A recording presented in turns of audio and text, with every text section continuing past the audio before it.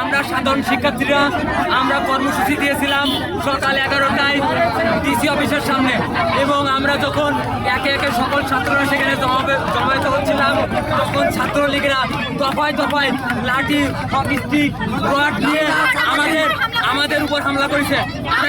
আমরা প্রথমবার ডিসি অফিসের সামনে আমরা অবস্থান নিয়েছিলাম আমাদের 200 স্টুডেন্ট।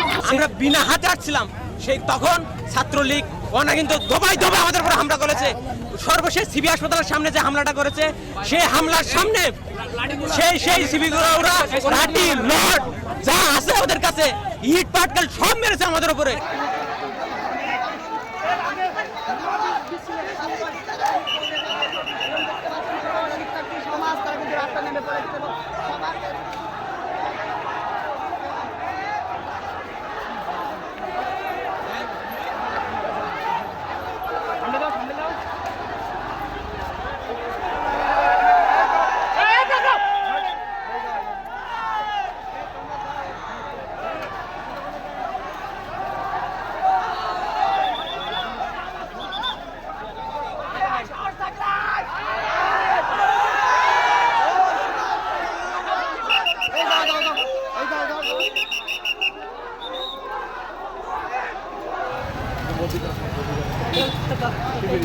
হ্যাঁ ফুটেজ দাদা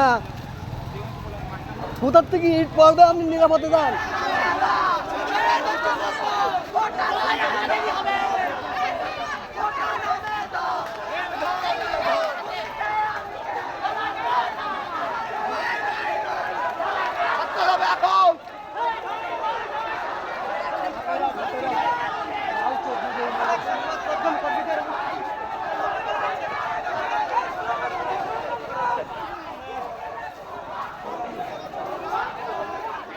যারা স্কুল পুরো কলেজ পুরো আছে তারা যেন কারো এই যে বিভ্রান্ত না হয়ে এই বড় ধরনের নাশকতা, বড় ধরনের এই ধরনের সন্ত্রাসী কর্মকাণ্ড, জনদুর্ভোগের সৃষ্টির মতো কর্মকাণ্ডে যেন সম্পৃক্ত না হয়, একটু খেয়াল রাখে।